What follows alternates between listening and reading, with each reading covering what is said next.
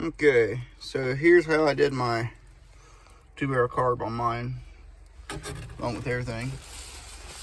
All right, there's the adapter, classic vintage inlines, I think it is. Vintage inlines, right there. There would be a plate for your EGR. You take that off, and this will bolt straight to the intake. You don't have that it gets rid of your EGR. Your 2-barrel just bolts right to that.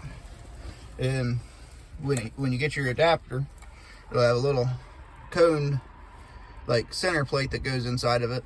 Then you got Allens and you pull that out. Then you got 2 Allen screws that'll go down in there. What you do is you kind of get them snugged up.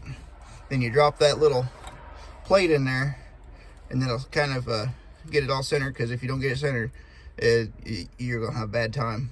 But until then, you just drop that plate in there, and then that'll center it all up. And then you pull it back out, and you tighten up your Allen nuts real good, Allen bolts real good.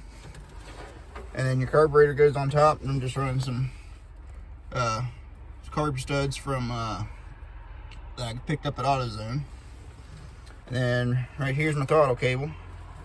That is off of a 1987 Ford Ranger with a 2.9 V6 in it. There's probably other stuff that'll work. I just had this throttle cable laying around, and because I got the truck sitting out back, so that's why this was used. And then right here is a little bracket I made to hold the throttle cable. It's just some metal I had laying around. Cut a little notch in it right there like that. That'll slip right down in there. Then you can run yourself. I just used a self tapper to hold that right there. So that's all good and strong. Pulls it all open. And that actually slid right up in, not too badly. Right, nope, see it.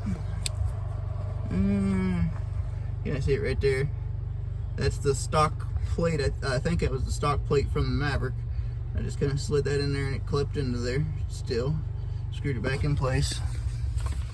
Just it's not too hateful of a job. You can do a cleaner job than I did. I just did this to get it going, and I need to go back through and tighten everything, button everything up when I start driving it again this summer. But this is I'm not sure which carb this is. Yeah, maybe somebody that knows a little bit more about numbers and stuff like that will be able to tell me. All I know is it's, I think, at late 60s, early 70s 302 carburetor. My buddy had it sitting on a shelf.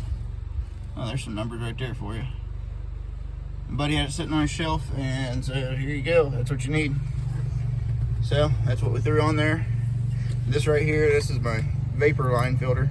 That if I get any fuel boil or anything like that happening, the vapor will go to the top and run back through my vent to my carb. Vent to my gas tank.